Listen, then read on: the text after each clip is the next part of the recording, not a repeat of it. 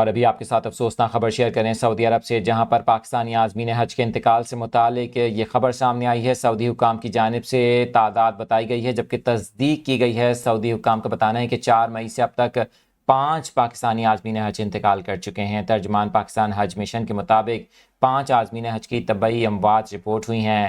ترجمان پاکستان حج مشن کا مزید بتانا تھا کہ چکوال کے خواجہ محمود، جامشورو کے محمد احسان اور فیصل آباد کی کشور سلطان کا مدینہ میں انتقال ہوا۔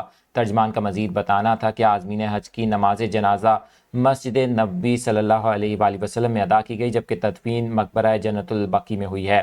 ترجمان کی طرف سے یہ بھی بتایا گیا کہ جہلم کے گلجان اور گجرانوالہ کی ارشاد بیگم کا مکہ مکرمہ میں انتقال ہوا۔ دونوں کی نماز جنازہ اور تدفین مکہ میں ہی کر دی گئی۔